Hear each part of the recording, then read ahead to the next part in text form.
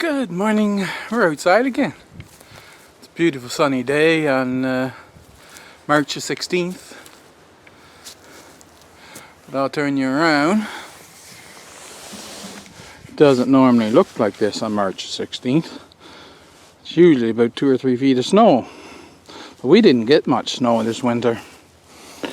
And now that is just a sheet of ice. So I have to pick my way around, make sure I don't fall down and break a leg or break the camera or whatever.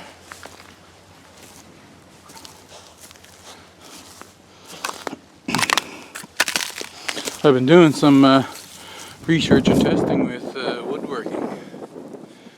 So that's what those are doing sitting there. That's aspen.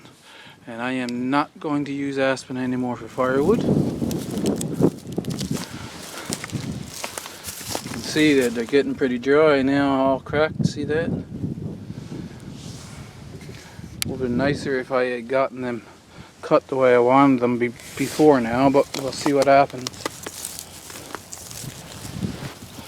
The Shed Wars garden is all clear.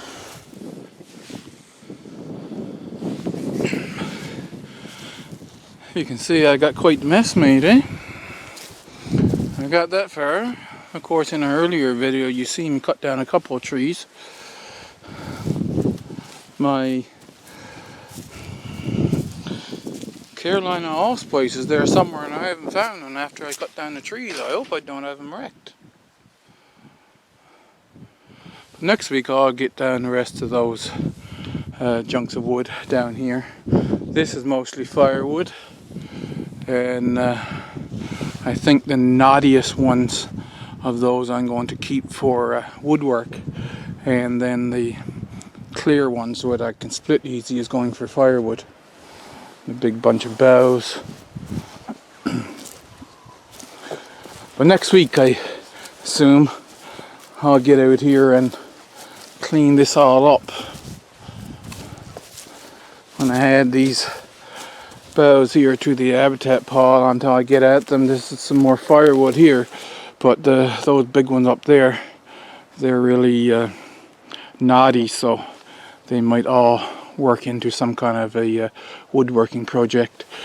That piece of tree up there, when I cut it down, it had hung up in the tree and it was way up, but now over time it is blowing down and I could probably get it all the way down now. Oh yeah, here's a chair I'm making. Of course, I've never done this before, right? This kind of thing. So this is new to me, and it's not going to be the greatest of thing. This first one, but I'm going to have a stump chair, and I have another piece back there for the ottoman for it. That's going to go when I get the courtyard thing done here. I'm going to have that chair in it. Here's another thing of interest that I want to point out now. I don't know how many seeds is left in this. I need to come out and with a bowl and scrape this all off and see how many seeds I can get out. This is the amaranth. So after the winter, now this is what it looks like. And like I said, I'll get a bowl, scrape all the seed head off and see how many seeds are actually in it. It might be easier to get seeds that way. You see, thyme, it doesn't have awful cold weather to kill that. That's perfectly good there now, and it didn't have any snow cover worth talking about. And I can go out, come out now, and I could collect fresh thyme if I want. And there's the other type of thyme. I have 2 different versions. And that sage, the plant doesn't look that bad. I mean, I expected it to go weird, and I don't know exactly how it sprouts out again. Do it lose all those leaves? Well, I mean, some of those leaves over there, they're still green, you see? So it looks like it's doing pretty good. Savory is another one that some of the bigger leaves will die, but all the smaller ones and anything that's down with any bit of protection at all, it doesn't die. I could actually get fresh savory here. Oregano, that'll die right back to the ground. But you see down here, you could put, say, hay over the top of your oregano come winter, and if you can get at it, you can take back the hay and the oregano will still be quite green underneath. But if it gets up into the freezing weather, it'll just turn like that. This is what the chives do outside. They'll completely die. Everything above the ground will die. But the second he gets the ground thaws out, then this will start to grow. Parsley is another one that stays pretty much alive. See, this is all frozen now, but you can see that it's green underneath, and some of the top growth, if it's very high up, will freeze and die, but anything down close to the ground will stay green. Due to the lack of snow cover, I don't know what's going to survive here this year. Some of this kale, there's green there. What is it going to do when the weather warms up? Of course, that's just one of the things we had to wait and see. But it's not looking as nice now as it did last spring when the snow melted. And here's how the last natto kale fared. It's still got some green here. So once again, will that sprout out with new leaves once the weather warms up? We shall find out. There's nothing surprising down by the front fence. Pretty much every one of the evergreen onions survived. And whatever that onion is that wants to come back every year with new bulbs. And there's the one Greek oregano that I put here. It survived just fine. And that's the outside excitement. We'll go back inside now and I'll show you a few things that I've got done in there. Canadian Tire had this one on sale. 16 quart stock pot, stainless steel. It has a glass cover and looks like a fairly thick base. 70% off, so I said I gotta grab that as soon as I can there now. So I bought it right away. This here is stainless steel too, eh? This is the stuff that they use for making signs. This was basically meant for a sign that never got all the way, and so it was given to me and I cut it into quarters. So this is a quarter of the original sign, and I've got it drawn out to make a insert to go in the bottom of this pot so that I can set my bottles on it and do water bath canning. This is grapeseed ground up. I've been wanting to find out how to go about extracting oil.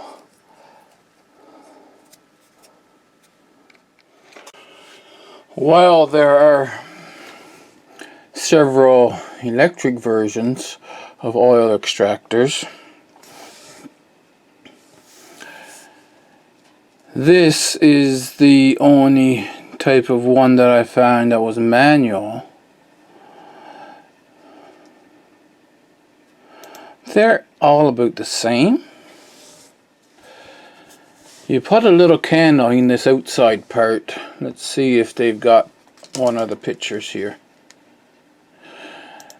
Yeah, you see, they have the fuel bottle, a little fuel bottle with a wick, and then you put your other small bottle underneath there to catch the oil.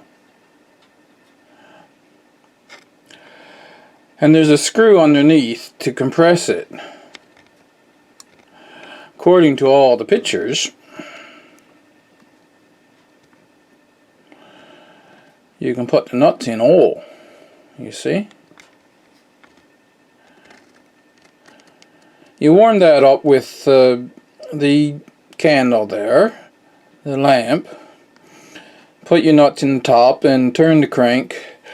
I found one review on this type of machine.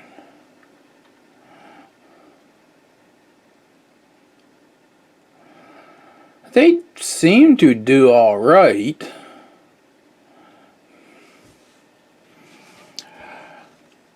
But I haven't found very many people doing it, and it's $172. This is on the Canadian site, so that would be 172 Canadian. I'm not willing to pay that much for something that I don't know if it'll work. And of course, if you go to the electric version ones, might be faster, but look at the price, right? You're talking $400 or $500. So, if you are one of those people who are into this kind of thing and can point me in the right direction to how I can proceed with my experiment and maybe find the appropriate tool for oil extraction, please leave in the comments and I'll be very much appreciated. I had this done when I set the onion seeds. I don't know if you noticed the plastic,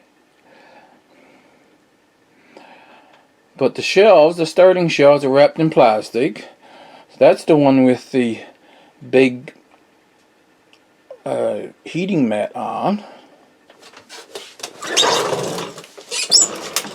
And you see I have one of the thermometer receivers in there.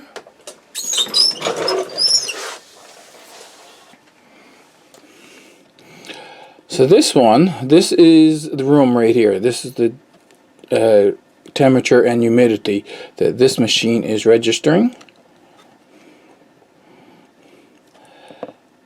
And this one over on this side where it says 18.8 and 55, that's the temperature and humidity that monitor that I just showed you is registering. So outside of the plastic, it's 12% humidity. The temperature outside and inside is the same. But inside the plastic, the humidity is 55%. So it greatly raises the humidity in there. Now that 12% outside, I have this pan of water on the stove. But when you take minus 13 outside and convert it to 15 or 20 inside, the humidity drops way down, even though I have this pan here. This other shelf, you've seen it before, but I didn't have it here last year. And I've got this done around with plastic to hopefully keep humidity up when I'm actually using it. You see I've got one set of lights in there, so I've got lights on that shelf. I have one light here. But last year I didn't have it there. I had all three of those in use. So I still have 3 shelves plus the one light.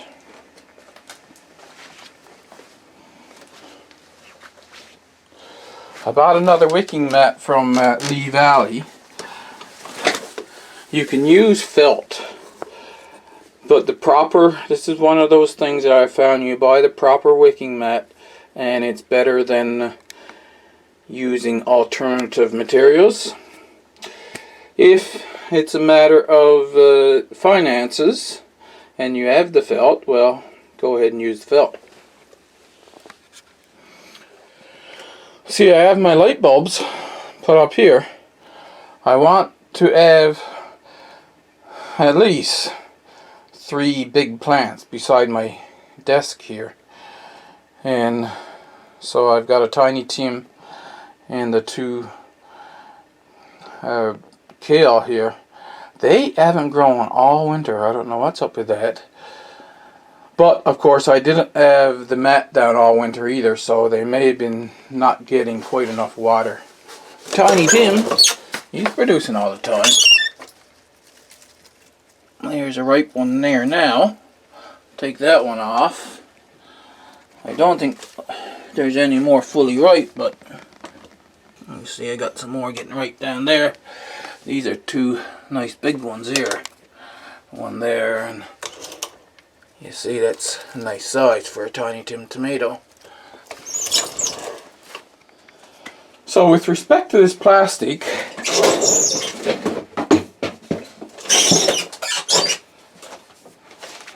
I have a stapled onto a board down the bottom. I roll it up so far, on this shelf I got a couple screws there so I can hold it up like that.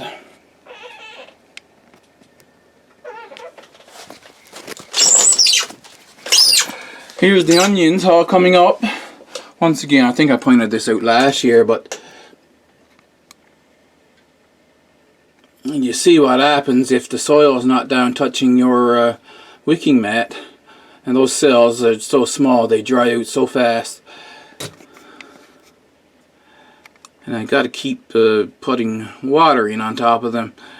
That one, even though he's a drying cell, he does have an onion sprouted in him. See that? These are the inside is the Rosa di Milano, and the outside is the Kelsey. So they've all sprouted well. I had this lid over them until they were well sprouted.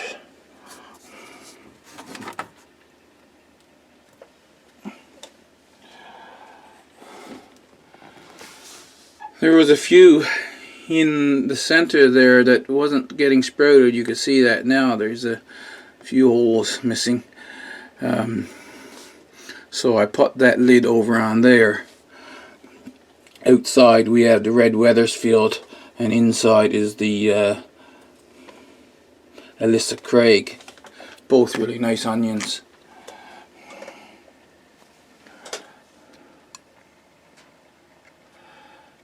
They're doing just what I expected them to do. So over on that side, that's the Red Spring that I collected last year, and I'm getting a few to grow. You'll see how much come up. There might be more come up yet, but as of yet, the Australian Brown, nothing has sprouted, and the soil's staying moist in those, so it should be sprouting if they're going to sprout. I'll take this out of the way right now. This is my sea buckthorn.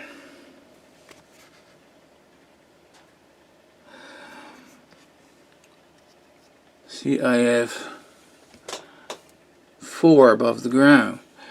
All of these cells have 1 seed each in them.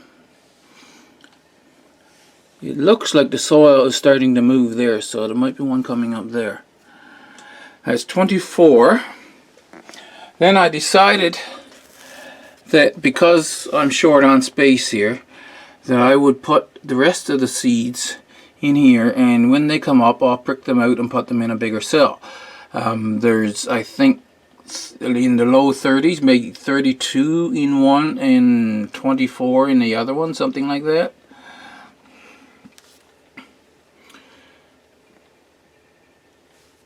Brussels sprouts, Long Island, and Falstaff.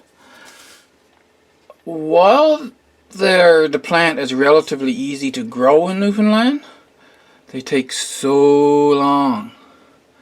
And Greta from Greta's Garden, she planted hers February the 18th actually. Now I planted these the same time I planted the onions, March the 5th. So according to her, you plant them really early, like that, same time you plant your onions, and we can get a decent harvest by the time things freeze up.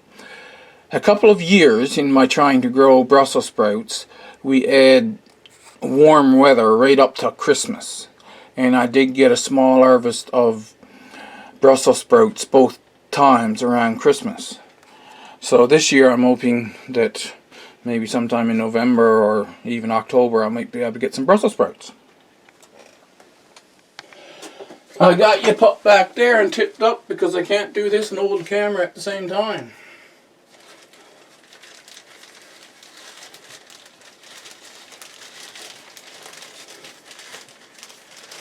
This one I roll up, I got a clip put over there to hold the two pieces of plastic together. Otherwise I could roll it right on up to the ceiling there. But I put that little clip there to keep it from rolling back down.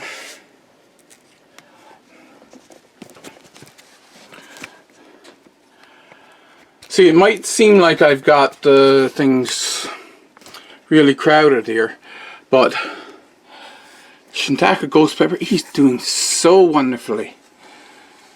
This one, I'll do away with this one. I'm going to plant 3 or 4 more and see if I can get another seed that'll grow just as well as that one in the back.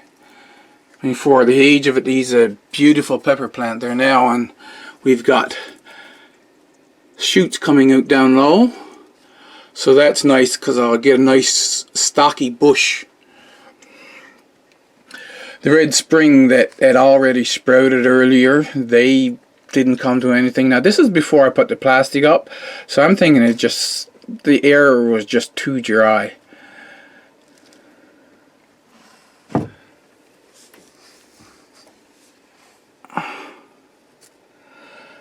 You see? Salt. That's the issue you have if the air is really dry and you're watering from the bottom. That's what you'll get. The salt will just come up to the surface of the soil and it'll sit there and it'll choke everything. One of the reasons why you need to keep humidity up around your plants. These basils, they're doing wonderfully. I've clipped them several times now, and I can move these, see, up to the sunroom and pretty much any day now. We did have minus 13 last night, so there's still a couple cold nights running around, which would make me nervous about moving the basil up. The pepper, I think he'll be okay if the temperature don't go down below 5 degrees in the sunroom. This is another one that succumbed to the dry air in the room. But at any rate, like I said, I moved this all out. This shelf, basically you can say it's empty because everything that's on it can be moved off now. In the bay window, this Tiny Tim is getting greener by the day. It's coming back really healthy. And this one, see, one of the things I'm thinking with peppers is that it's the watering rate. You've got to water them and let the soil get fairly dry, I'm pretty sure, before you water them again. But don't let the soil dry right out. So you can go too dry and they'll go dormant. You can go too wet and they'll start to get root rot. It's seeming to come back really good this spring. You've got a lot of really nice growth on it. So I'm kind of excited about that and hoping that it'll come back and maybe give me some peppers this year. This one too, it was looking the worse for wear, but I'm letting it dry. I think now I need to water them again. They're pretty much completely dry right now. I'm not going to bother to have this one inside. It doesn't seem to do very well. It's got a lot of the bulbs die pretty quick. I mean, it puts out new ones, but I think it needs the winter time rest, or otherwise it just doesn't do very well. See, this one here, I left it there because it was kind of trying to grow and kind of trying to grow. The main stalk died, but I've got a nice one here too. So this one might come back. This is the chocolate pepper, and I think that's a chocolate pepper too, but until it gives me another pepper I won't know. And my two little desert plants, I keep turning them around so that they're not just leaning out toward the sun at the window.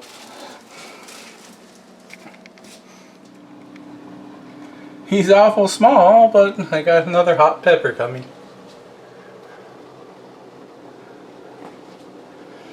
Plant is nice in a north-facing window. It's not growing super fast, but I'll try to find the video where I show you this plant when you were just a little tiny guy. I'm doing a lettuce experiment in the north-facing window here now. And of course there's my other desert plant sitting in a north-facing window. He seems to be doing fine. Not a ton of news out in the sunroom. I love my little kale plants out here. I don't know how big they will grow. And maybe I should put a kale plant in that big planter, because I haven't yet got a sweet marjoram to grow any sense for me.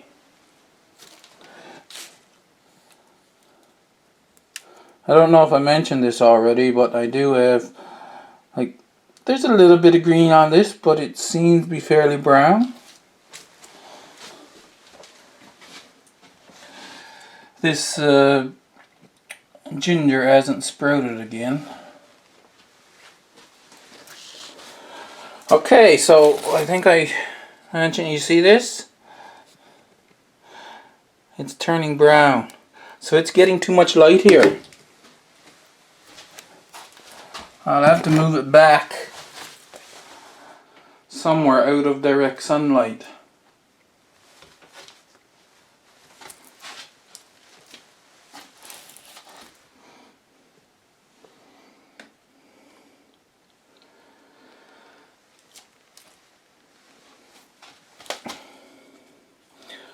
I'm kind of thinking this one's going to have to come up from the roots, because that's turned pretty dark.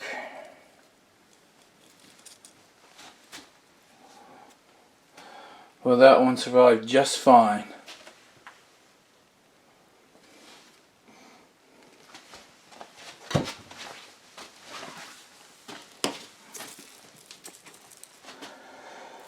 Here's another one that might have to come up from the roots.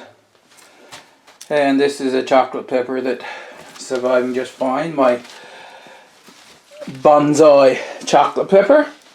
See, you can keep them cut down low and use them as a nice bonsai plant. It's almost like a bonsai tree.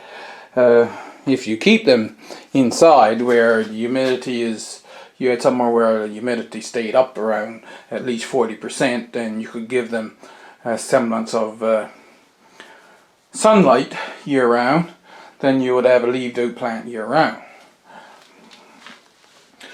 Rosemary's still doing wonderful. Now, as far as the hardiness goes, this plant, he seems to have survived the lowest temperatures in here just fine. There's a bit of dieback on the very small twigs, but this one has turned dark all the way back, so I don't know if any of this is alive yet now or no. They are, however, the same variety. Then we go over here to Hot Portugal Mild.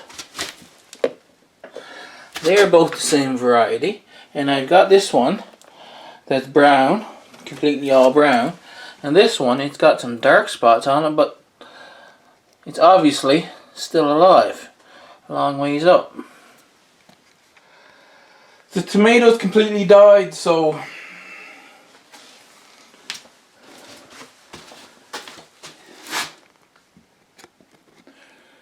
that for this year is a goner. They were green, eh? So I left them on there, and of course they're tiny, but now they've ripened up. I can take them inside and have a sweet treat here.